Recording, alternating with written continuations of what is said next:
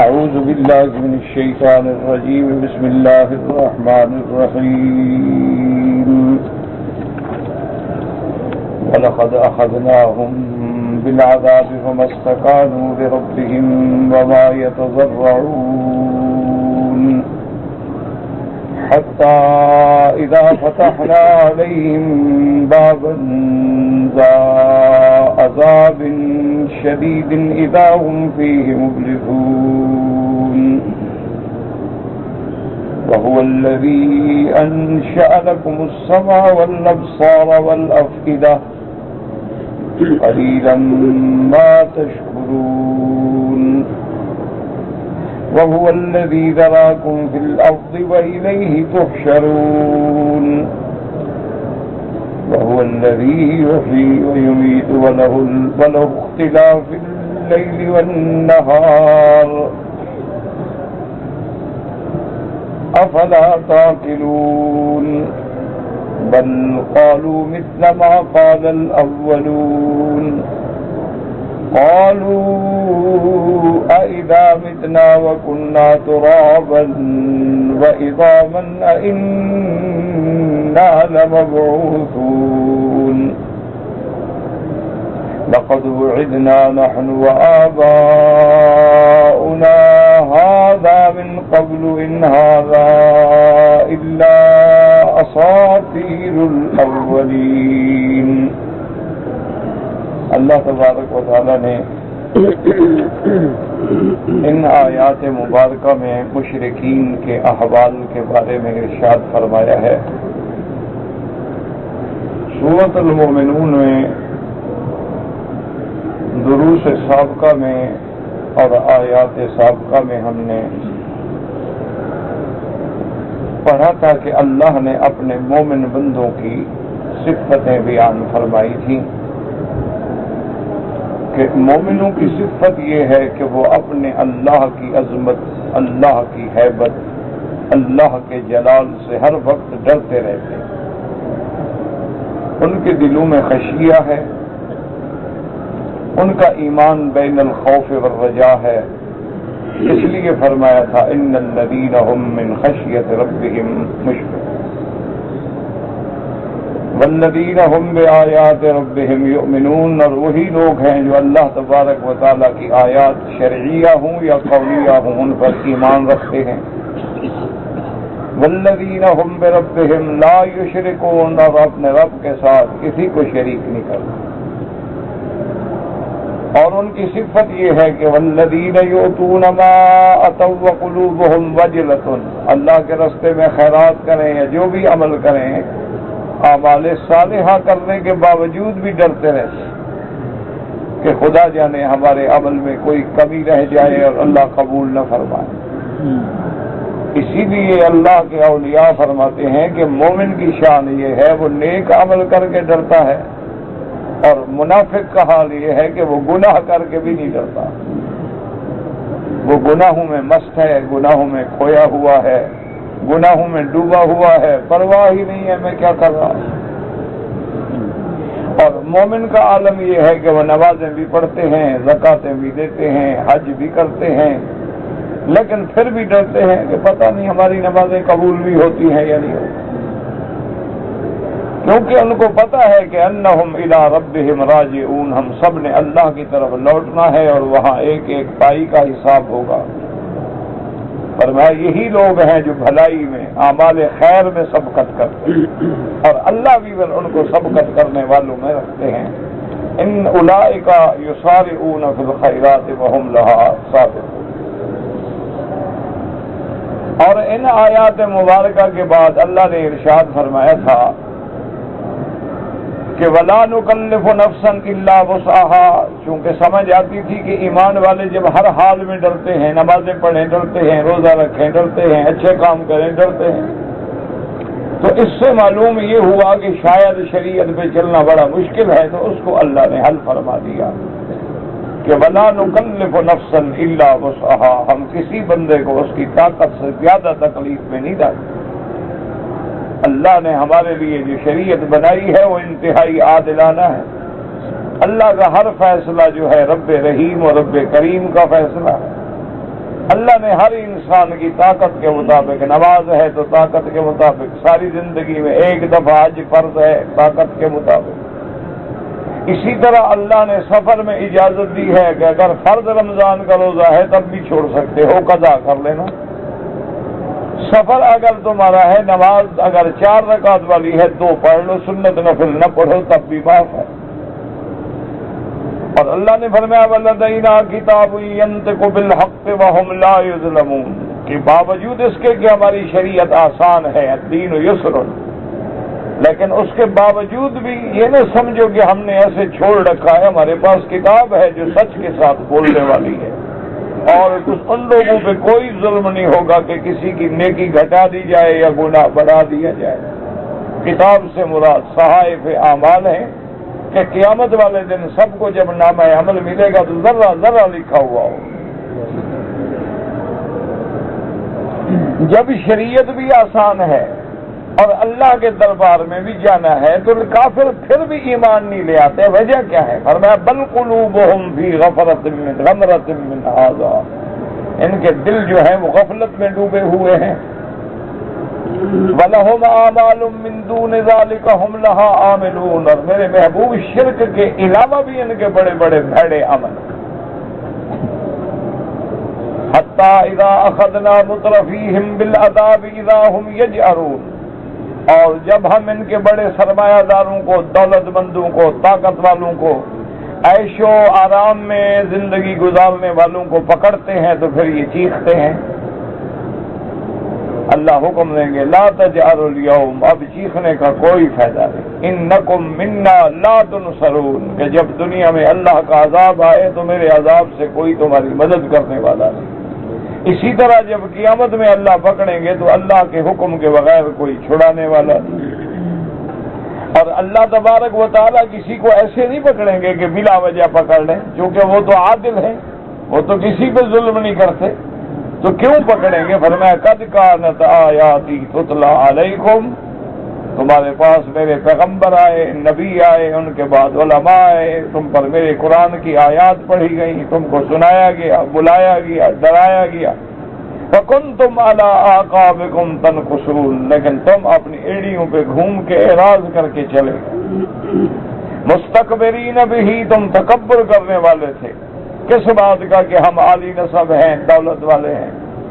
بعد نے فرمایا مستکبرین بہ، تکبر کرنے والے تھے کہ ہم حرم کے باسی ہیں، مجاور حرم ہیں، ہم تو حرم کعبۃ اللہ بنانے والے ہیں، اور اس کے بعد رات کو جاگ جاگ کے قصے کہنے والے اور میرے نبیوں کے خلاف غلط قسم کی باتیں کرنے والے۔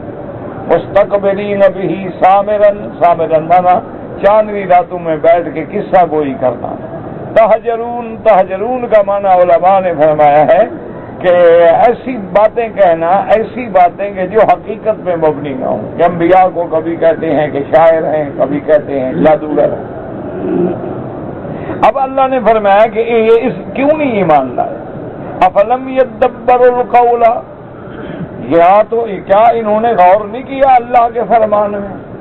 ام جاءہم ما لم یأت آباءہم الاولین، یا ان کے پاس نبی کوئی نئی بات ہے؟ ان کے باپ دادا جو پہلے گزرے ہیں اس زمانے میں نبی نہیں آئے؟ ہر زمانے میں نبی ہے، ہر دور میں ہم نے پیغمبر بھیجا۔ اسی لیے دوسری آیت میں ہے اللہ نے فرمایا میرے محبوب آپ ان کو بتائیں قل ما کنت بدعا من الرسل، میں کوئی نئی بات تو لے کے نہیں آیا، اللہ کا نظام ہے، حضرت نوح علیہ السلام کے زمانے سے لے کر ہر دور میں اللہ نے نبی بھیجے ہیں۔ اور فرمایا اچھا یہ اس لیے ایمان نہیں لے آئے، یعنی ام لم یعرفوا رسولہم وہم لہ منکرون، کہ کیا یہ اپنے پیغمبر کو نہیں جانتے، اس کی صداقت و امانت و دیانت کو نہیں پہچانتے؟ وہ اوپرا شخص ہے، باہر سے آیا ہے، اس لیے نہیں مان رہے؟ یہ بات بھی نہیں ہے کہ وہ تو جانتے ہیں ولد فیہم ونشأ فیہم۔ اسی لیے میرے پاک نبی نے فرمایا تھا لبثت فیکم عمرا من قبلی، کہ میں نے کتنی زندگی تم میں گزاری ہے۔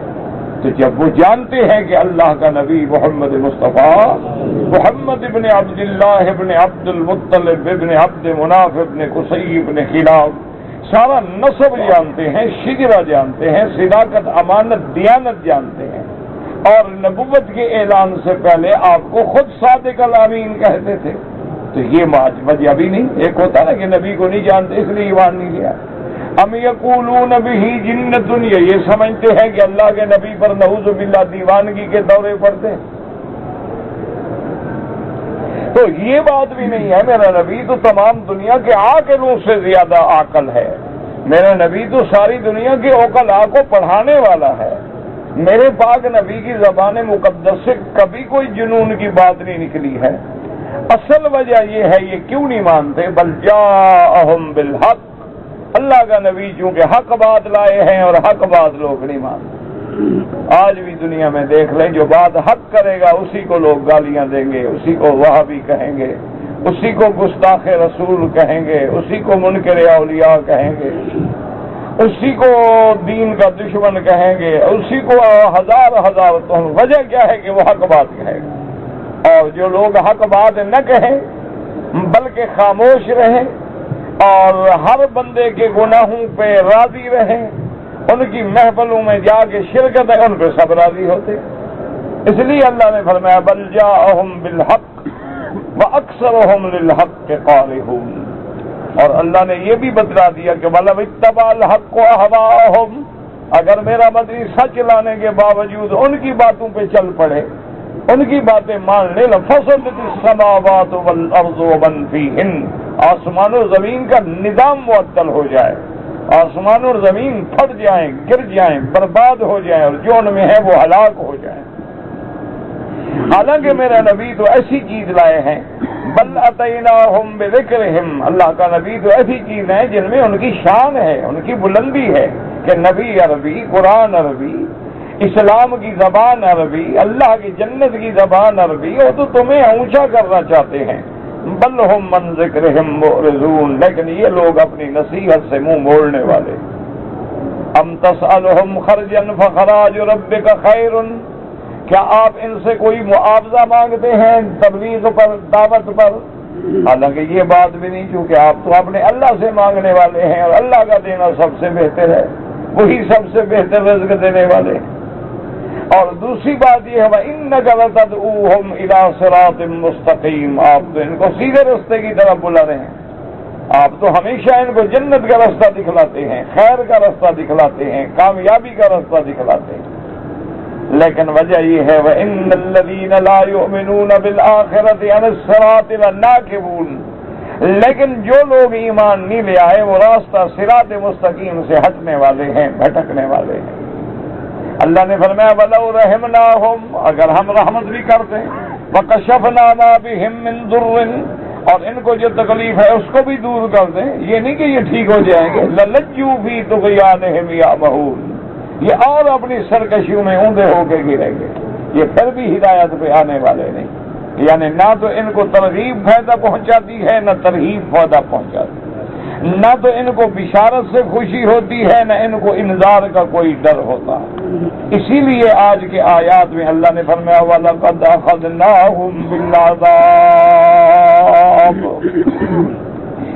وَلَقَدْ أَخَذْنَاهُمْ بِالْعَذَابِ فَمَا اسْتَكَانُوا لِرَبِّهِمْ وَمَا يَتَضَرَّعُونَ، اللہ فرماتے ہیں کہ ہم نے ان کو پکڑا عذاب کے ساتھ، لیکن اس کے باوجود بھی انہوں نے عاجزی نہیں کی، انہوں نے اللہ کے آگے زاری نہیں کی، کہ عذاب آنے کے بعد تو بندے ڈر جاتے ہیں، عذاب آنے کے بعد تو بندے معافی مانگتے ہیں، لیکن یہ ایسی قوم ہے، یہ ایسی سرکشی میں پڑی ہوئی ہے کہ اگر ہم نے ان کو عذاب سے بھی پکڑا تو جس طرح عاجزی کرنی چاہیے، جس طرح اللہ کے آگے معافی مانگنی چاہیے، نہیں مانگی بلکہ اسی گمراہی پہ لگے رہے۔ حَتَّى إِذَا فَتَحْنَا عَلَيْهِمْ بَابًا ذَا عَذَابٍ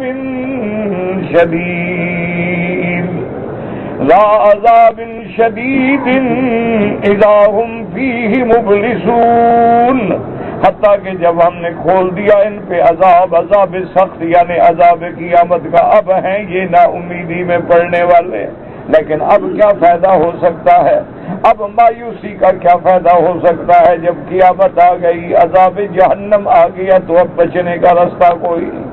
اب اللہ اپنی توحید پہ دلائل دیتی ہیں. فرمایا میرا مدنی صلی اللہ علیہ وسلم آپ ان کو بتائیں کہ میں تو اس خدا کی الوہیت کی، وحدانیت کی، ربوبیت کی، خالقیت و مالکیت کی تم کو دعوت دیتا ہوں. وهو الذی انشأ لکم السمع والابصار وهو الذی انشأ لکم السمع والابصار والافئدہ قلیلا ما تشکرون. میں تو تمہیں اس خدا کی دعوت دیتا ہوں هو الذی انشأ لکم، جس نے تمہارے لیے قوت سامعہ کو بنایا. یاد رکھیں انشأ، خلق، جعل، لیکن اس لفظ میں فائدہ یہ ہوتا ہے یعنی وہ ذات ہے جس نے بغیر پہلے کسی نمونے کے، یعنی انسان سے پہلے اللہ کے سامنے کوئی ماڈل نہیں، کوئی نمونہ نہیں کہ لوگ کہیں نعوذ باللہ اللہ نے نقل کی ہے، بلکہ وہ ایسی ذات ہے کہ اس نے پانی کے قطرے سے تمہیں انسان بنایا، پھر تمہارے لیے قوت سامعہ دی، پھر تمہارے لیے قوت باصرہ دی. تمہارے کان دیکھیں، صرف اسی پہ غور کریں. کسی ڈاکٹر کے پاس جا کے کان کا نقشہ دیکھو، کسی ENT ڈاکٹر کے پاس جا کے اس کے اعصاب، اس کے اندر جو اللہ نے ٹشوز رکھے ہیں، اعصاب رکھے ہیں، پردے رکھے ہیں، ان پہ غور کرو تو کہنا پڑے گا تبارک اللہ احسن الخالقین. اس لیے حدیث میں آتا ہے کہ جب انسان کا نطفہ مرد و عورت کا پانی اکٹھا ہوتا ہے، پہلے نطفہ بنتا ہے، پھر علقہ بنتا ہے، پھر مضغہ بنتا ہے، اس کے بعد اس کو ہڈیاں بنا کے گوشت چڑھایا جاتا ہے.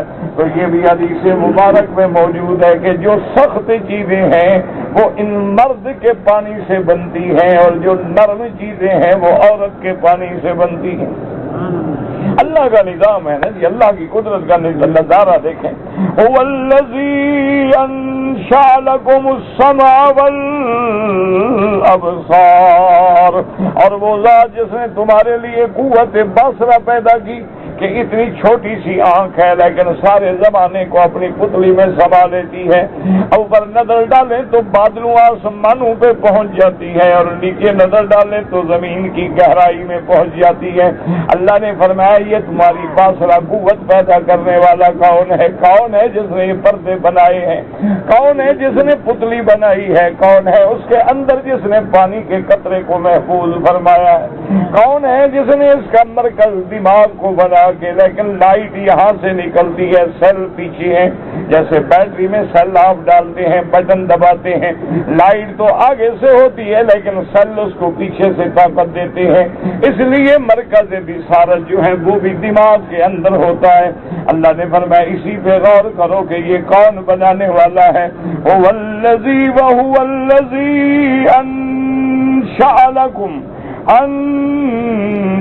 لکم السمع والابصار والافئدہ قلیلا ما تشکرون.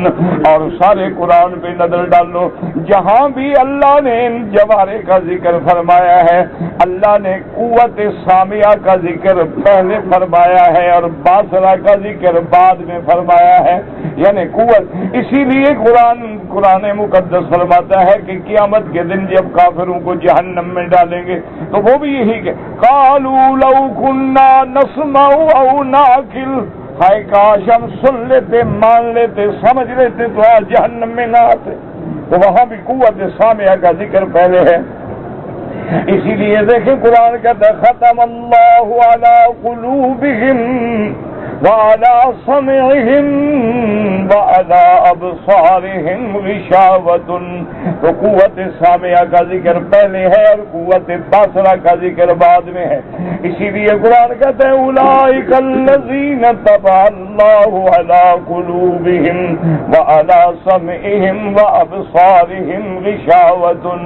تو ہمیشہ قوت سامعہ کا ذکر اول ہے، باصرہ کا ذکر بعد میں ہے. اللہ نے کیوں آخر آنکھوں کا دیکھنے کو مقدم نہیں فرمایا، سننے کو مقدم فرمایا؟ علماء نے فرمایا کہ اللہ نے علم حاصل کرنے کے لیے جو ہمیں آزاد دیے ہیں، دماغ دیا ہے، دیکھنے کی طاقت دی ہے، سننے کی طاقت دی ہے، سونگنے کی طاقت دی ہے، چکھنے کی طاقت دی ہے، ان سب چیزوں سے علم حاصل ہوتا ہے، لیکن سب سے زیادہ علم جو ہے وہ سننے سے حاصل ہوتا ہے۔ سب سے زیادہ علم جو ہے وہ سارا، اب دیکھیں نا، قرآن ہے، حدیث ہے، ہم نے سنا ہے، ہم نے دیکھا تھوڑا۔ جنت ہے ہم نے سنا ہے، جہنم ہے سنا ہے، میرے مدنی پاک ہیں، نبی ہیں، انبیاء ہیں، ہم نے سنا ہے۔ تو اسی طرح آسمان ہے، ملائکہ ہیں، سنا ہے۔ تو اس لیے چونکہ قوت سامعہ سے زیادہ علم حاصل ہوتا ہے بنسبت دیکھنے کے۔ بہت کم چیزیں ہیں جو بندہ دیکھتا ہے، لیکن باقی تو سب سنتا ہے، اس لیے اللہ نے قوت سامعہ کا ذکر پہلے فرمایا۔ اچھا، اسی طرح علماء نے فرمایا کہ تجربہ کرو، رات کو آپ سو رہے ہیں اور دروازہ کھٹکھٹتا ہے، آواز ہوتی ہے، تو سب سے پہلے آدمی سنتا ہے کہ کوئی آواز ہے، کوئی دروازہ کھٹکھٹا رہا ہے، پھر آنکھیں کھولتا ہے، پھر اٹھتا ہے، دیکھتا ہے اب دیکھو کون ہے، تو سب سے پہلے قوت سامعہ کام کرتی ہے۔ اس لیے اللہ نے یہاں بھی قوت سامعہ کو مقدم فرمایا۔ فرمایا وَهُوَ الَّذِي أَنشَأَ لَكُمُ السَّمْعَ وَالْأَبْصَارَ۔ اسی پہ غور کر لو مسلمانوں، اللہ کے کعبے میں کھڑے ہو، غور کر کے ٹھنڈے دل سے، توجہ سے، کسی پارٹی کسی جماعت کے علاوہ ہٹ کے ایک انسان کی حیثیت سے غور کرو کہ پانی اکٹھا ہو، دو پانی کے قطرے جمع ہوں، پھر ان کو قرار متین رحم میں رکھا جائے، پھر ان پہ 40 دن گزرے، پھر ان کو علقہ جونک کی شکل ملے، پھر اس کو ایک گوشت کے لوتھڑے میں بدل دیا جائے، پھر اس گوشت میں سے ہڈیاں پیدا کی جائیں اور باقی گوشت کو ہڈیوں پہ چڑھا دیا جائے، پھر اس کے اندر روح پھونکی جائے۔ اب اس انسان کو سننے والا، دیکھنے والا، کامل مکمل بندہ بنا دیا جائے۔ ایمان سے کہیں یہ اللہ کے سوا کوئی کر سکتا ہے؟ ٹھنڈے دل سے غور کریں، بڑے آرام سے۔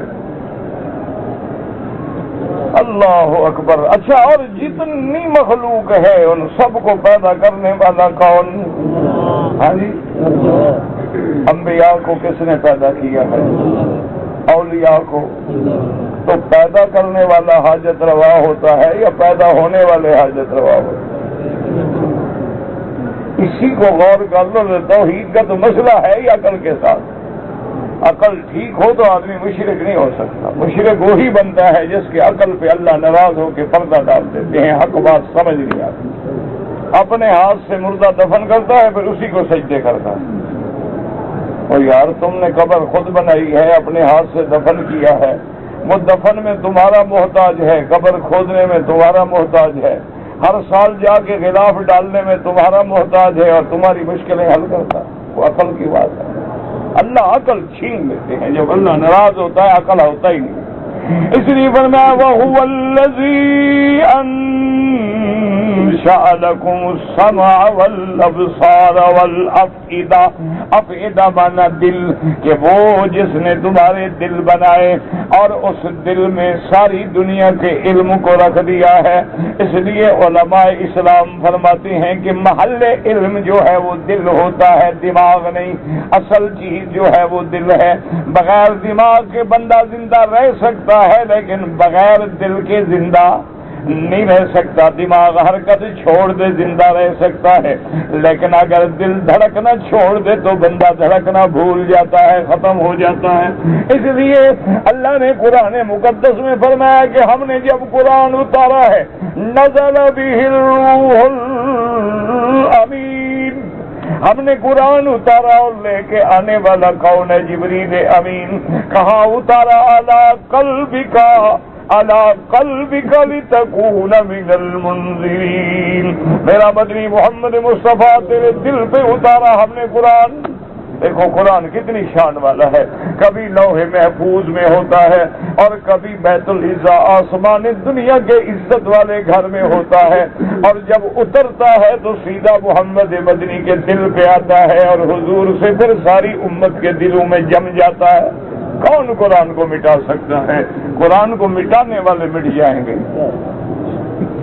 بالکل یقین رکھو، یہ تو 2 اور 2 4 کی باتیں ہیں، بالکل فکر نہ کرو۔ اللہ کے قرآن کی بے حرمتی کرنے والوں کو اللہ کبھی معاف نہیں کرتا۔ یہ اللہ کا کلام ہے، باقی ڈھیل ہے، مہلت ہے، وقت ہے. مہل الکافرین عاملہم رویدا، اللہ نے ایک مہلت دی ہے، فائدہ اٹھا لیں. لیکن جب اللہ پکڑیں گے پھر کوئی مشکل نہیں، اس کے آگے مسئلہ ہی کوئی نہیں. اس لیے فرماتے ہیں اس نے پھر تمہیں دل دیا. قلیلا ما تشکرون، بہت تھوڑے ہیں جو ان نعمتوں کا شکر کرتے ہیں. کان خراب ہو جائے تو تم لاکھوں لگا دیتے ہو، آنکھیں خراب ہو جائیں لاکھوں لگا دیتے ہو، دل کی حرکت میں ذرا سا فرق آ جائے تو جناب بھاگو ڈاکٹر، یہاں نہیں فارن جاؤ، بڑے بڑے ہسپتالوں میں جاؤ. ECG ہو رہا ہے، کبھی جناب اس کی اینجیوگرافی ہو رہی ہے، کبھی ایکو ہو رہا ہے، کبھی اینجیوپلاسٹی ہو رہی ہے، کبھی بائی پاس ہو رہا ہے، کبھی اسٹنٹ لگائے جا رہے ہیں. وجہ کیا ہے؟ دل دھڑکے. اللہ نے فرمایا اس کا تو اتنا خیال ہے بنانے والے کو بھول گئے ہو. کچھ تو لحاظ کرو کہ تمہارا دل خراب ہو تو لاکھوں لگا دو، لیکن جس نے دل بنایا ہے اس کے نام پر بھی کبھی 1 ریال خیرات کیا ہے؟ شراب پینے میں دولت لٹا دیتے ہو، گندی عورتوں پہ دولت لٹا دیتے ہو، گانے بجانے اور مجرے حجروں پہ دولت لٹا دیتے ہو، کبھی اللہ کے دین کے لیے بھی خرچ کیا ہے؟ اللہ. اور آج کل تو حالات یہ پیدا ہو رہے ہیں کہ تم شراب پہ خرچ کرو، زنا پہ خرچ کرو، کوئی پوچھنے والا نہیں، لیکن قرآن پہ خرچ کرو، بتاؤ کہاں سے آئے؟ انا للہ و انا الیہ راجعون. چلو یار کافر کہتے ہیں تو ان سے تو کبھی گرجے کا حساب مانگو کہ تمہارے گرجے کیسے چلتے ہیں. یاد رکھو یہ جتنے دین کے ادارے ہیں، جب دین والوں کی نظر دنیا والوں پہ اور پیسے والوں پہ پڑ جائے گی نا تو انشاءاللہ ساری زندگی بھیک مانگتے رہیں گے. یہ ادارے چلتے تب ہیں کہ نظر اپنے اللہ پہ رکھو، اسی سے مانگو اور کسی سے. اسی لیے جو ہمارے بڑے بڑے مدارس ہیں پوری دنیا میں، ان کے جو اسلوب ہیں منشور ہیں، ان میں لکھا ہوا ہے کہ کبھی بندے پہ امید نہ کرنا، کبھی انسانوں کو اپنا دینے والا نہ سمجھنا، اللہ سے تعلق جوڑنا. جب ضرورت پڑے بس اسی کے آگے جڑ جاؤ، وہ اپنی قدرت سے بھیجتا. ایک بہت بڑے عظیم ادارے کے بارے میں نے پڑھا تھا، میں نے دارالعلوم کے بارے میں، کہ اتفاق ایسا ہوا کہ حضرت قاری طیب صاحب سے پہلے کا دور ہے یا ان کا دور ہے اللہ عالم، میں نے چونکہ پڑھا نہیں وہاں، تو اتفاق یہ ہوا کہ جو اس وقت کے خزانچی تھے، جو پیسے کے منتظم تھے، ان نے بتایا کہ جی مدرسے میں ایک تو پچھلے مہینے سے بھی تنخواہ نہیں دی گئی مدرسین کو، اور مدرسے کا جو یعنی بجٹ ہے اور جو کچھ اس وقت ہمارے پاس ہے، زیادہ سے زیادہ 3-4 دن نکال لیں گے طلبا کی روٹی کے لیے، ورنہ اس کے بعد ہر چیز ختم.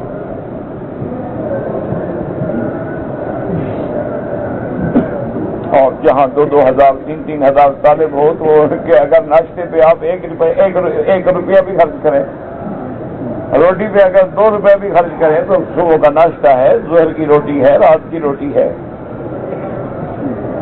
تو حضرت مدنی رحمت اللہ علیہ کا بھی دور تھا، ان کو کہا کہ ان کا ٹھیک ہے کوئی ایسا مسئلہ نہیں ہے کہ آپ جتنے سارے بزرگ ہیں نا، اساتذہ ہیں، مشائخ ہیں اور علماء ہیں، سب کو جمع کرو، تہجد کے وقت مسجد میں آ جائیں.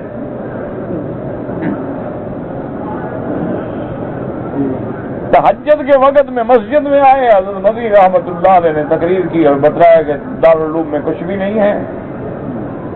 میں نے آپ لوگوں کو اسی لیے بلایا ہے کہ ہمارے بڑوں نے یہ لکھا ہے کہ جب تکلیف آئے تو اللہ کی طرف رجوع کرو، اللہ سے مدد مانگو، کسی بندے پہ یقین نہ رکھو. لہذا تمام حضرات 2 رکعت صلاۃ الحاجہ پڑھ کے بس گر گڑا کے اکٹھے ہو گئے، اللہ کے آگے رو کے دعا کرو. اللہ والوں کے ادارے اس طرح چلتے ہیں. تو اب جناب انہوں نے دعا کی، الحمدللہ دعا کر کے چلے گئے. صبح کو نماز ہوئی، نماز کے بعد دفتر کھلا، محترم صاحب دفتر میں تشریف لائے، ایک آدمی نے 5 کروڑ کا چیک بھیجا، پتہ ہی نہیں۔ تو اللہ کے ادارے اس طرح چلتے ہیں۔ اسی طرح میں ایک دفعہ جنوبی افریقہ میں تھا، تو کسی آدمی نے ایک چٹ لکھا کہ یہ تبلیغی جماعت والے جو ہیں ساری دنیا پھرتے ہیں، دورے کرتے ہیں، ان کو خرچ پیسہ کہاں سے ملتا ہے؟ اچھا، میں نے کبھی خدا کی قدرت ہے ان کے ساتھ 3 گھنٹے بھی نہیں لگائے۔ 3 دن تو بڑی بات ہے نا، 3 دن یا 7 دن یا 40 دن، میں نے کبھی 3 گھنٹے بھی نہیں لگائے۔ لیکن کوئی آدمی بہرحال کسی بھی دین والے پہ اعتراض کرے تو ہمارا حق ہوتا ہے کہ ہم جواب دیں۔ ضروری نہیں ہوتا کہ ہمارا اس جماعت سے تعلق ہو، میں پارٹی کا ہم کوئی فرد ہوں یا حصہ ہوں۔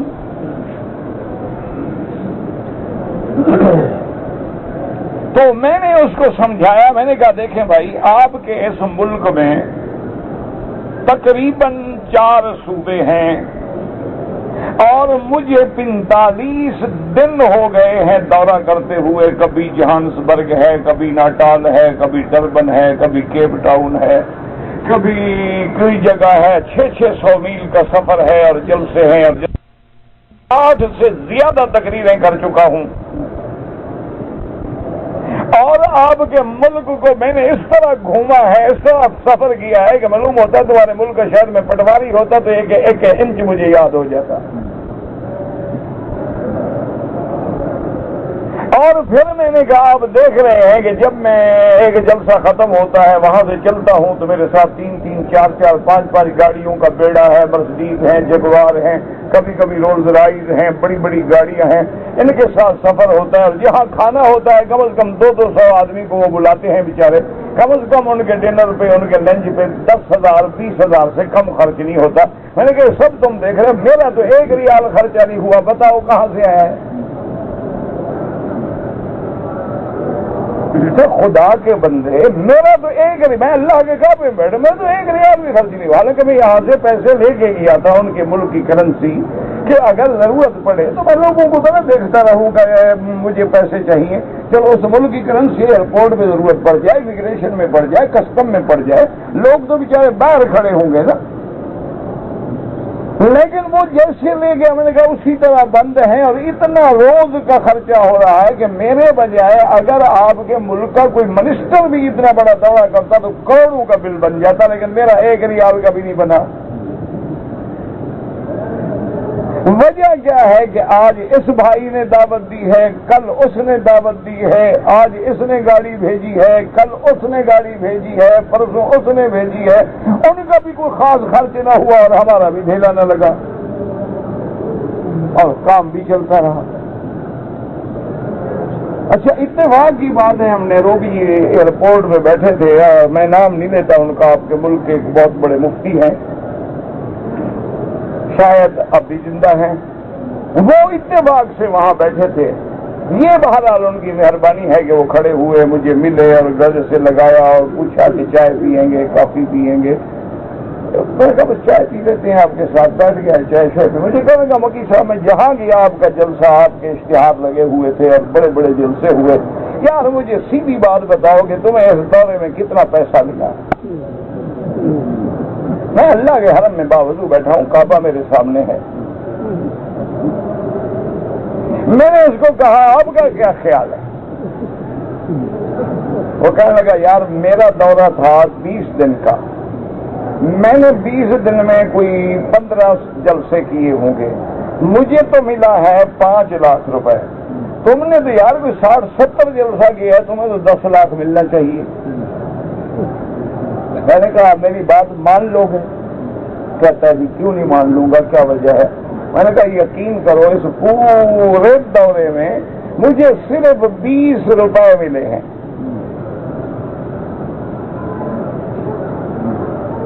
کہنے لگا کیا مطلب؟ میں کہا چندہ میں نہیں کرتا، لوگوں سے مدرسے کے نام پہ میں نہیں مانگتا، اللہ کا شکر ہے جو مجھے دعوت دیتے ہیں ان سے اچھی گھڑی میں باندھتا ہوں، اچھے کپڑے میں پہنتا ہوں، مجھے بھکاری سمجھیں تمہاری طرح تو پیسے دیں۔ اور دوسرے یہ 20 روپے بھی میں نے کہا مجھے اس لیے 20 رانڈ یعنی افریقن رانڈ وہ بھی اس لیے ملے ہیں کہ مدرسہ زکریا کے محتمم جو ہیں حضرت شیخ شبیر سالوجی، ایک شہر سے ہم گزر رہے تھے، انہوں نے مجھے کہا کہ اس شہر میں ایک اللہ کا ولی رہتا ہے، بہت بڑا ولی اللہ ہے، اور اپنے ہاتھ سے درزی کا کام کر کے روٹی کھاتے ہیں اور بڑا اللہ والا بندہ ہے، اس کے ہم شہر سے گزر رہے ہیں، اگر کہو تو زیارت کر لیں۔ میں نے کہا بالکل اچھی بات ہے، دعا لے لیتے ہیں۔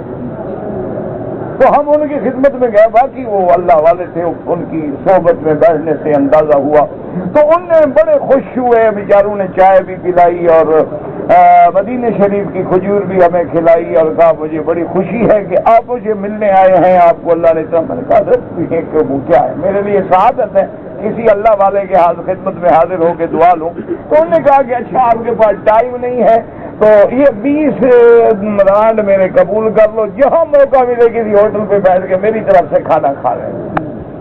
میں نے کہا وہ پیسے میں نے اپنے پاس رکھ لیے، یہ تو مجھے ملے ہیں، اس کے علاوہ مجھے نہیں ملے۔ کہنے کا وجہ کیا ہے؟ میں نے کہا تم بزنس کرنے آئے تھے، میں تقریریں کرنے آیا تھا۔ وجہ فرق کتنا ہے؟ تم تو آئے تھے نا دولت کے لیے، چونکہ تمہاری تو گھٹی میں پڑا ہوا ہے، کبھی 11ویں کے نام پہ چندہ، کبھی 12ویں کے نام پہ چندہ، کبھی رجبی کے نام پہ چندہ، کبھی میلاد شریف کے نام پہ چندہ، کبھی کل شریف کے نام پہ چندہ، کبھی جمعراتوں کے نام پہ چندہ، کبھی 40ویں کے نام پہ چندہ، کبھی جعفر کے کونڈے کے نام پہ چندہ۔ تمہاری تو گھٹی میں پڑا ہے۔ ہمیں تو اللہ نے یہ سبق سکھلایا ہے کہ مجھ سے مانگو۔ ہمیں تو بزرگوں نے یہی سکھلایا ہے کہ بن مانگے ملے موتی اور مانگے ملے نہ بھیک۔ ہمیں تو مطلب کلندروں نے یہی سکھایا ہے کہ تو جھکا جب غیر کے آگے نہ تن تیرا نہ من، تو اگر میرا نہیں بنتا نہ بن، اپنا تو بن۔ ہمیں تو میں نے کہا یہی سکھایا ہے، اس لیے ہمیں کوئی دیتا نہیں، یار کیا کریں؟ میں نے کہا یار مجھے بھی کوئی طریقہ بتاؤ۔ کہنے لگا نہیں یار ٹھیک ہے، بس تم اپنے اسی طریقے پہ ٹھیک ہو۔ تو میں نے کہا چلو تم اپنے طریقے پہ خوش ہو۔ کہنے لگا خوش تو نہیں، اب کریں کیا، گزارا نہیں ہوتا۔ پہلے آدمی تھا بیچارے نے سچ کہا ہوگا، تو اس لیے ہمیشہ یاد رکھیں کہ دولت دنیا مدرسے دولت سے نہیں چلتے، مدرسے جندے سے نہیں چلتے، بھیک مانگنے سے نہیں چلتے، اور دین کے مدرسوں کو کوئی سپورٹ نہیں کرتا۔ این جی اوز بھی ان کو سپورٹ کرتی ہیں جو فحاشی پھیلائیں، عریانی پھیلائیں، بے حیائی پھیلائیں۔ جو اللہ کا دین بیان کرے اس سے تو سب نفرت کرتے ہیں، اس کی مدد کون کرے گا؟ وہ تو کہتے ہیں داڑھی ہے کہ جھاڑی ہے، وہ کہتے ہیں انہوں نے جو برقع پہنایا ہوا ہے عورتوں کی، یہ برقع ہے کہ ہیلی کاپٹر ہے؟ وہ کہتے ہیں جناب ان کی عورتیں تو قید میں ہیں، ایک اوپر سے بوری بند کر کے ان کو بوری میں بند کر دیتے ہیں، گھر سے باہر نہیں نکلنے دیتے، حقوق آزادی نہیں ہے ان میں، حقوق انسانیت نہیں ہے ان میں، مساوات نہیں ہے ان میں، تو وہ ہماری کیا مدد کریں گے؟ ہماری مدد تو وہ کرتے ہیں جو حلال کا رزق ڈھونڈ کے کوشش کرتے ہیں کہ اللہ نے مجھے حلال دیا ہے، خدا کرے کسی صحیح جگہ پہ لگ جائے۔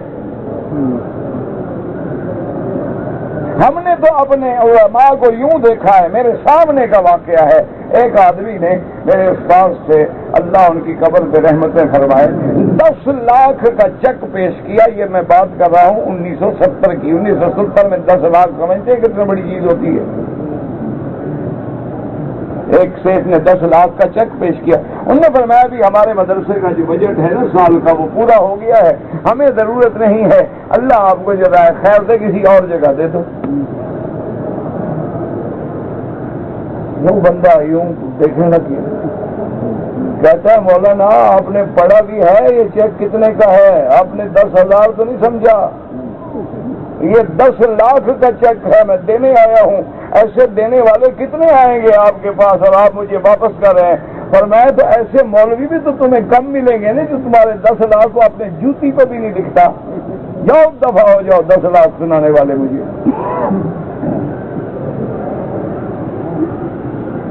تمہارے 10 لاکھ کے لیے یہاں بیٹھا ہوں؟ یہ مسند رسول ہے. یہاں بیٹھ کے بھی اگر میں پیسے بناتا ہوں تو خدا کو کیا جواب دوں؟ العلماء ورثۃ الانبیاء. یاد رکھو عالم کبھی دہشت گرد نہیں ہوتا. دہشت گرد تو ظالم ہوتا ہے، وہ عالم نہیں ہوتا. جو عالم ہے وہ ظالم نہیں، جو ظالم ہے وہ عالم نہیں. ہمیشہ اپنی دماغوں کو خدا کے لیے ٹھیک کریں. سیاستہ کی 6 کتابیں ہیں. اسی طرح فقہ کی کتابیں جو پڑھائی جاتی ہیں، مثلا کہیں فقہ حنفی ہے، کہیں شافعی ہے، کہیں مالکی ہے، کہیں فقہ حنبلی ہے رحمت اللہ علیہم اجمعین. تو کہیں آپ دیکھیں گے کہ قدوری ہے، کنز ہے، ہدایہ ہے، کہیں دیکھیں گے کتاب الام ہے، کہیں دیکھیں گے کتاب المغنی ہے.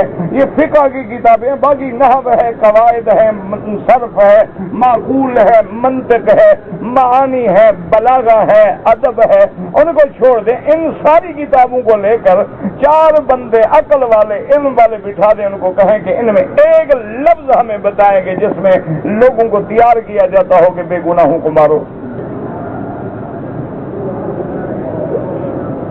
اللہ کے بندے، خدا کے لیے حقیقت کو سمجھو. جب تم دن کو رات کہو گے، رات کو دن کہو گے، جب تم حق کو باطل کہو گے، باطل کو حق کہو گے، جب تم اللہ والوں کو ظالم کہو گے اور ظالموں کو تم بڑا پڑھا لکھا اور ان کو اسکالر کہو گے، تو ظلم بڑھے گا، امن نہیں ہوگا. امن عدل سے ہوگا.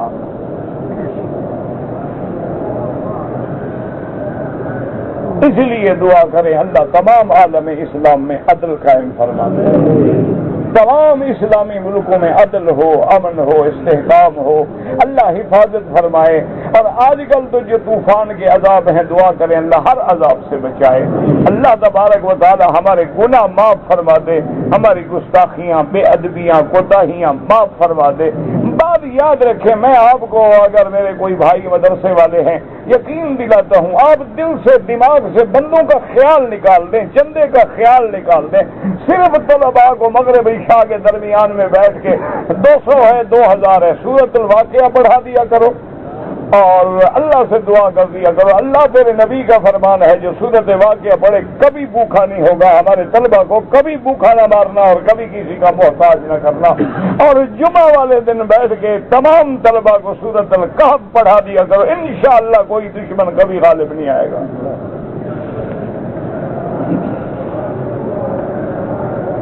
کوئی تمہیں چھیڑ بھی نہیں سکے گا. یہ تو ایسی صورت ہے جو دجال کے فتنے کو روک دیتی ہے. تو چھوٹے موٹے دجال کیا کر سکتے ہیں؟ صرف جمعہ کے دن، جمعہ کے بعد یا جمعہ سے پہلے سارے طلبہ بیٹھ جائیں اور سورۃ الکہف پڑھ کے دعا کر لیں کہ اللہم اکفنا شر شیاطین الجن والانس، اللہم اکفنا شر فسقۃ الجن والانس، اللہم اکفنا شر الاشرار وقید الفجار. دعائیں کر لیں، انشاءاللہ کبھی کوئی دشمن غالب نہیں ہوگا اللہ کی رحمت سے. تو بس اللہ پہ یقین رکھیں. اسی لیے بزرگ کہتے ہیں نا، اس پہ یقین باقی سب پہ بے یقینی، کہ باقی ساری دنیا کچھ نہیں کر سکتی اور سب کچھ کون کر سکتا ہے. اور یہی معنی تو ہے لا الہ الا اللہ. اسی لیے قرآن کہتا ہے کہ تم اتنی نعمتوں کے بعد شکر نہیں کرتے. وَهُوَ الَّذِي ذَرَاكُمْ فِي الْأَرْضِ وَإِلَيْهِ تُحْشَرُونَ. اور وہی ذات ہے جس نے تم کو زمین میں پھیلایا، زمین میں بسایا، زمین میں جمایا، اور پھر وہی تمہیں دوبارہ زمین سے اٹھائیں گے. وَهُوَ الَّذِي يُحْيِي وَيُمِيتُ. وہی ہیں جو جلاتے ہیں، جو مارتے ہیں. وَلَهُ اخْتِلَافُ اللَّيْلِ وَالنَّهَارِ. اسی کے حکم سے کبھی دن ہے، کبھی رات ہے. جیسے رات بدل جاتی ہے، دن آ جاتا ہے، دن جاتا ہے، رات آ جاتی ہے. اسی طرح یہ عالم دنیا بھی بدل جائے گا، پھر عالم برزخ ہوگا، پھر عالم آخرت ہوگا. افلا تعقلون. کیا تمہیں عقل نہیں کہ جو دن رات کے پھیرنے پہ قادر ہے وہ اس عالم کے فنا کرنے پہ بھی قادر ہے. اب دیکھو نا، رات ہے، دن کہاں گیا؟ ڈھونڈ کے دکھاؤ نا ذرا. لیکن وجہ کیا؟ بل قالوا مثل ما قال الاولون۔ اللہ فرماتے ہیں قرآن میں میرا مدنی یہ بھی وہی بات کہہ رہے ہیں جو ان سے پہلے کہتے گئے، جو ان کے باپ دادا پر دادا کہتے گئے۔ کیا کہتے تھے وہ؟ قالوا اذا متنا وكنا ترابا وعظاما، کہ جب ہم مٹی ہو جائیں گے، مر جائیں گے، مٹی ہو جائیں گے اور ہڈیاں، اِنَّا لَمَبْعُوثُونَ، کیا ہم دوبارہ اٹھائے جائیں گے؟ ان کے باپ دادے کو بھی یہی شک تھا، یہ بھی اسی شک میں پڑے ہیں۔ وہ کہتے تھے لَقَدْ وُعِدْنَا نَحْنُ وَآبَاؤُنَا هَذَا مِنْ قَبْلُ، اسی طرح کا وعدہ ہم سے بھی کیا گیا، باپ دادوں سے بھی کیا گیا۔ ان هذا الا اساطیر الاولین، یہ تو محض قصے کہانیاں ہیں، کوئی مرنے کے بعد نہیں اٹھے گا۔ تو اللہ نے فرمایا کہ جیسے ان کے باپ دادا کہتے تھے یہ بھی وہی بات کہہ رہے ہیں، حالانکہ یہ اس بات کو نہیں سمجھتے ہیں کہ کل من الارض ومن فیہا ان کنتم تعلمون، ان سے پوچھو کہ آسمانوں اور زمین اور اس کے درمیان میں جو ہے وہ کس کا ہے؟ جو اس کے بنانے پہ قادر ہے، وہ فنا کرنے پہ بھی قادر ہے اور دوبارہ اٹھانے پہ بھی قادر ہے۔ دعا کیا کریں اللہ عالم اسلام کی حفاظت فرما، اور اللہ اس بلد الامین کو قیامت تک ہر فتنوں سے محفوظ فرما، اور پاکستان کے لیے بھی دعا کریں۔ آج دشمن کی نظریں اس پہ ہیں، اللہ اس کی حفاظت فرمائے، استحکام نصیب فرمائے۔ فلسطین ہے، کشمیر ہے، مسلمان جہاں بھی ہیں، اقلیتیں جہاں بھی ہیں، جہاں مظلوم ہیں، میرا مولا آج تیرے نام لیواؤں کہ تیری زمین بھی تنگ ہو گئی ہے، رحم کے فیصلے فرما دے۔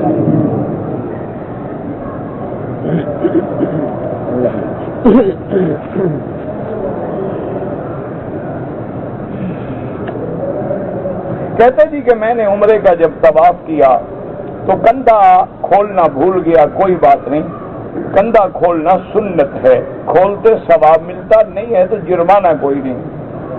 اگر کوئی خانہ کعبے کے دروازے پہ بوسہ دے، بوسہ صرف حجر اسود پہ سنت ہے۔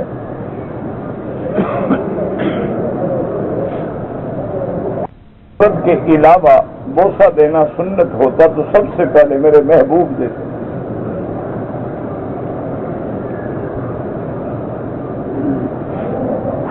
میرا بیٹا ہے، اس کی عمر 2.5 سال ہے، پہلے تو ٹھیک تھا لیکن اب اس کی زبان میں لکنت آ گئی ہے، تو بہرحال اب تو بڑی بڑی اچھی ہسپتال بھی موجود ہیں، کسی اچھے ڈاکٹر سے بھی رجوع کریں اور زمزم پلائیں، سورۃ فاتحہ پڑھیں۔ ہم تو بس یہی جانتے ہیں بھائی، تو پیر فقیر تو ہم ہیں نہیں کہ 2 منٹ میں آپ کو استخارہ کر کے بتا دیں۔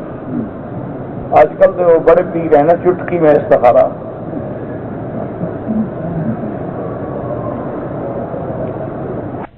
میں علماء کو شہید کیا جا رہا ہے، اللہ ان علماء کا مرتبہ بلند فرمائے اور ظالموں سے خود بدلا لے۔ ہم عاجز ہیں، ہم کچھ نہیں کر سکتے۔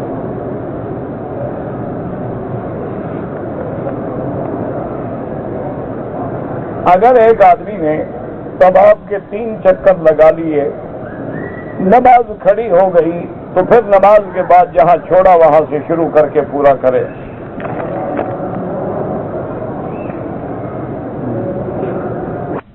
ڈیوٹی پہ آتے ہیں، ڈیوٹی ہو، ملازمت ہو یا کچھ ہو، کبھی بھی بغیر ویزے کے، بغیر عمرے کے احرام کے نہ آئیں، کیونکہ اتنا بڑی سعادت ہے۔ میقات کا عمرہ کیوں چھوڑتے ہو؟ 2 گھنٹے میں عمرہ ہو گیا، پھر جا کے ڈیوٹی کا کام کرو۔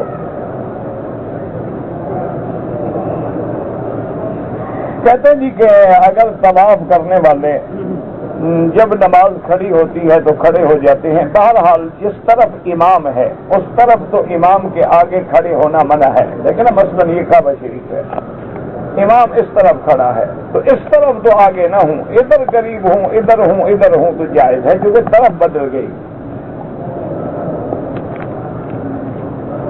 کہتے جی کہ ہمارے ہاں جو تیجا اور سوم اور عرس ہوتے ہیں یہ سب ہندوؤں کی رسمیں ہیں، ان کا اسلام سے کوئی تعلق نہیں۔ اگر کوئی آدمی عمارت سے نماز پڑھے لیکن صفیں نظر آئیں یا امام کی حرکات و سکنات نظر آئیں تو پھر نماز جائز ہے، لیکن بلا عذر نہ پڑھے، نیچے آئے صفوں سے مل کے پڑھے۔ ڈپٹی کے لیے اوپر چڑھ جاتے ہیں، نماز کے لیے نہیں اتر سکتے۔ اللہ کی شان ہے، کیا کرے آدمی؟ میری مشکل ہے ختم نہیں ہوتی، اللہ سے دعا کرو اور حسبنا اللہ و نعم الوکیل، حسبنا اللہ و نعم الوکیل، چلتے پھرتے اٹھتے بیٹھتے کثرت سے پڑھو، سب مشکلیں اللہ حل کریں گے۔ کہتے جی اردو والا قرآن شریف جو ہے کم ہے، فرانسیسی، انڈونیشی، چینی زبانوں کے کلام پاک ہیں، اردو کا کیوں کم ہے؟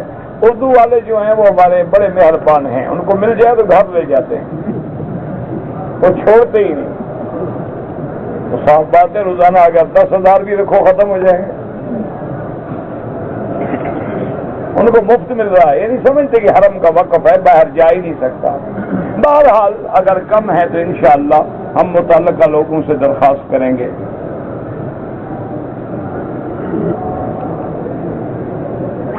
نماز کی حالت میں پھرے بالکل نہیں، وہ قبلتین میں جو تحویل ہے وہ صحابہ تھے، حضور نہیں تھے۔ حضور تو مکے میں تھے، تو صحابی نے آ کے کہا کہ تحویل قبلہ کا حکم ہو گیا ہے تو صحابہ کر گئے۔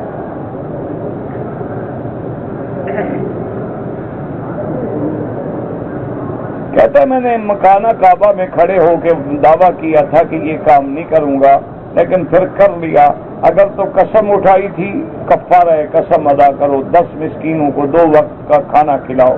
اگر قسم نہیں تھی، ایسے زبانی کلامی دعویٰ تھا تو توبہ کرو، استغفار کرو، کہ اللہ کے گھر میں کھڑے ہو کے جھوٹا دعویٰ کرنا۔ میں مکہ میں رہتا ہوں، جدہ بچیوں کو لینے جانا ہے، بچوں کے ساتھ اگر عمرہ کروں تو آپ بھی جدے سے احرام باندھ لیں، کوئی مسئلہ نہیں۔ نمازی کے آگے سے گزرنا منع ہے، ہاں بالکل منع ہے، کوشش کریں کہ نہ گزریں۔ مجبوری ہو تو سجدے کی جگہ پہ پاؤں نہ آئے، دور ہو کے گزریں۔ ٹرین سے آ گیا، احرام نہیں باندھا، میقات پہ بھی نہیں باندھا، جدے سے احرام باندھا لیکن دم پڑ گئی، وہ میقات سے بغیر احرام کے گزر آیا، ایک بکری بطور دم ادا کرے۔ اگر انگلینڈ سے آدمی آیا ہے، 2 ہفتے سے کم ٹھہرنا چاہتا ہے تو اگر اکیلے نماز پڑھے تو قصر پڑھے، امام کے پیچھے پڑھے تو پوری پڑھے۔ آدمی نے مدینہ منورہ سے احرام باندھا، راستے میں سو گیا اور سونے کی حالت میں اس کو احتلام ہو گیا، کوئی بات نہیں، غسل کر لے، احرام دھو لے، اپنا عمرہ پورا کرے، یہ اس کے اپنے ہاتھ میں تھوڑا ہے، مجبور ہے وہ۔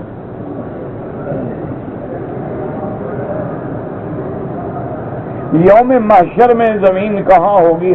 میدان شام میں۔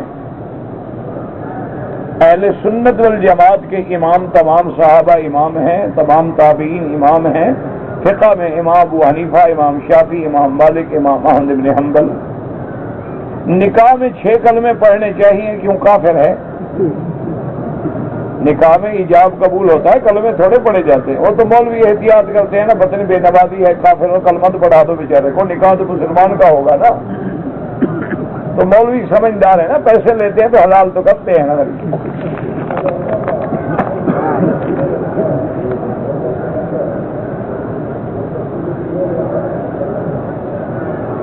میں مدینہ شریف جا رہا تھا، میں نے ارادہ کیا تھا کہ 1.25 لاکھ مرتبہ درود شریف پڑھوں گا، 40 نمازیں بھی پڑھوں گا، لیکن نہیں پڑھ سکا۔ پھر جاؤ، پھر کوشش کرو۔ کہتے جی کہ امام مہدی آئے گا، ہاں جی بالکل آئے گا، امام مہدی بھی آئے گا، حضرت عیسیٰ بھی آئیں گے۔ کہتے جی کہ کفیل کے 15 مزدور ہیں، ایک بکرا صدقہ کرنا چاہتے ہیں، تو صدقے کا گوشت ہم خود کھا سکتے ہیں؟ اگر غریب ہے، مزدور ہے، تو کیوں نہیں کھا سکتے؟ مدینہ سے واپسی پہ عمرہ ضروری ہے؟ بالکل ضروری ہے، میقات ہے۔ مسجد عائشہ اگر عمرے کے لیے جائیں عصر کی نماز کے بعد تو 2 رکعت نہ پڑھیں، بغیر نماز پڑھے ہوئے لبیک اللہم لبیک نیت کر کے آ جائیں، کیونکہ عصر سے لے کر مغرب تک نماز نہیں پڑھی جاتی۔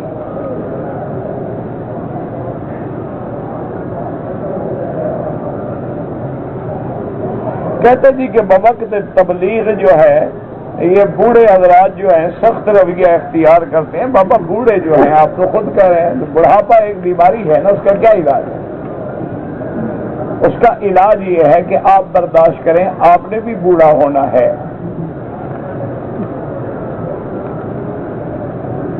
کہتے جی آپ کو نظر نہیں آتے, کرسی پہ بیٹھے تو نظر آئیں گے, بس دعا کیا کرو یار, نظر آنے میں کون سا میں بزرگ ہوں کہ تمہارے درجے بلند ہو جائیں گے, گناہگار آدمی ہوں, بس دعا کر دیا کرو.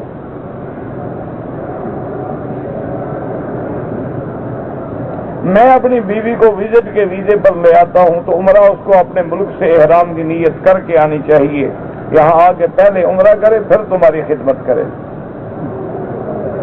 اگر ایک آدمی نے وطر پڑھے ہیں دعائے قنوت نہیں پڑھی, حنفی مسلک میں سجدہ واجب ہے, سجدہ بھی نہیں کیا تو دوبارہ لوٹائے وطر.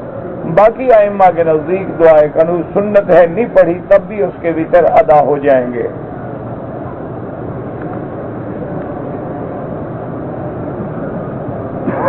کہتے جی کہ میں اپنے ملک سے 2 آدمی لایا, دونوں ڈرائیور ہیں, وہ گاڑی چلاتے ہیں. ہمارا اتفاق یہ تھا کہ میں آپ کو لے جاؤں گا, وہاں جو کمائی ہوگی ہم آدھا آدھا کریں گے, ٹھیک ہے, اگر وہ راضی ہیں تو کوئی بات نہیں. میری بیٹی کے لیے دعا کریں, اللہ اس کو صالح بچہ دے. اللہ ہر مسلمان کو جن کی اولاد ہے یا نہیں صالح اولاد کا فرمائے. اگر لڑکا ہے تو 2 بکرے یا 2 دمبے 7ویں دن عقیقہ ہوتا ہے, 7ویں دن نہ ہو تو 14ویں دن, زیادہ سے زیادہ 21ویں دن, اس کے بعد ضرورت ہی نہیں. لڑکی ہو تو 1. عقیقہ سنت ہے, ہو جائے الحمدللہ, نہیں ہوا تب بھی کوئی بات نہیں. مجھے 17 مہینے ہو گئے ہیں لیکن نوکری نہیں ملتی. اللہ سے دعا کرو, 2 رکعت نماز صلاۃ الحاجہ پڑھ کے اور دعا کیا کرو, استغفار پڑھا کرو. اللہ کریم ہے, یہ امتحان ہوتے ہیں. مکے میں جب آدمی آئے نا رگڑا لگتا ہے, کسی کو زیادہ کسی کو کم. جو صبر کر گیا وہ کامیاب ہو گیا.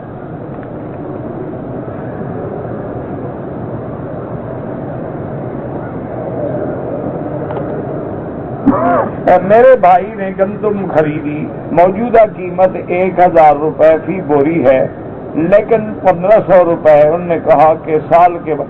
دیکھو بھائی یاد رکھو, اگر کہے کہ نقد قیمت 1000, ادھار پہ قیمت 1500, لیکن پیسے 1 سال کے بعد دوں گا, آپ نے 1500 قبول کیا تو آپ نے گویا یہ گندم ہی 1500 میں خریدی ہے, لہذا یہ سود نہیں بنتا. لیکن بہتر یہ ہے کہ ایسی چیزوں سے بھی بچا کرو. خطبے کے دوران جب امام دعا کہتا ہے تو ہم ہاتھ اٹھائیں؟ بالکل نہیں. کہتے جی کہ اگر بیوی فوت ہو جائے تو مرد اس کا منہ دیکھ سکتا ہے؟ ہاں جی بالکل دیکھ سکتا ہے. ساری زندگی زندہ کا دیکھتے رہے تو مردہ کا کیا ہے.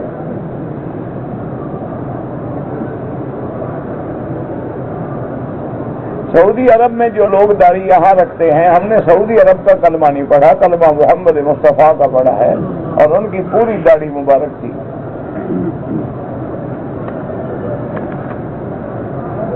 بے نمازی کے ساتھ کھانا کھانا جائز ہے, بہتر ہے کہ نہ کھائیں ورنہ تم بھی بے نماز ہو جاؤ گے. ورنہ کھانا تو کافر کے ساتھ بھی جائز ہے, لیکن ایسے لوگوں سے دور ہٹو تاکہ ان کو تنبیہ ہو کہ یار تم نماز نہیں پڑھتے, میں تمہارے ساتھ تعلق نہیں رکھتا. اگر فجر کی نماز پڑھ کے سو جائیں کوئی بنا نہیں, کوئی مسئلہ نہیں. ایک آدمی ساری رات ڈیوٹی کرے, نماز پڑھ کے سوئے گا نہیں تو کیا کرے گا. یہاں تو رمضان شریف میں ساری رات جاگتے ہیں, فجر پڑھ کے ہی سوتے ہیں, وہ سارے گناہگار ہیں. سماعت کے مسئلے پہ اختلاف ہے, اور کس مسئلے پہ اکٹھے ہو تم؟ تمہارا تو ہر چیز پہ اختلاف ہے. کبھی آمین پہ لڑائی ہے, کبھی ٹانگیں کھولنے پہ لڑائی ہے, کبھی انبیاء کی زندگی موت پہ لڑائی ہے. پتہ نہیں, اللہ ہدایت دے. جن چیزوں کا ہم سے قیامت میں سوال بھی نہیں ہوگا ہم ان پہ لڑ رہے ہیں اور لوگوں کو لڑا رہے ہیں.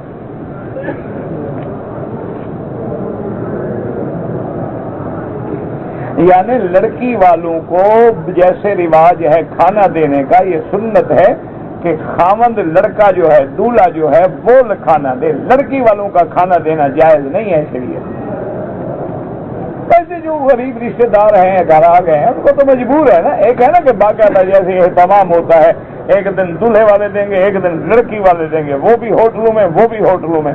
5 لاکھ کا وہ دے گا تو 2.5 لاکھ کا وہ دے گا. میاں بیوی ہنی مون منائیں گے, ان کے ماں باپ بیٹھ کے قرضے کو روئیں گے. خدا کا خوف کرو, سنت کے مطابق شادی کرو, حلال سستا کرو تاکہ حرام بچے. اگر تم نے حلال مہنگا کر دیا تو حرام تو سستا ہے, وہ تو 10 ریال میں مل جاتا ہے.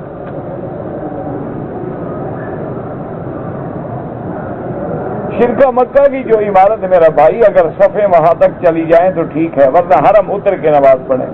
جو مسجدیں حدود حرم میں ہیں سب میں 1 لاکھ کا ثواب ملتا ہے. میری رہائش جو ہے جعرانہ مسجد سے تقریباً 10 کلومیٹر کے فاصلے پہ ہے. حج کا احرام میں نے مسجد عائشہ سے باندھا, کوئی بات نہیں.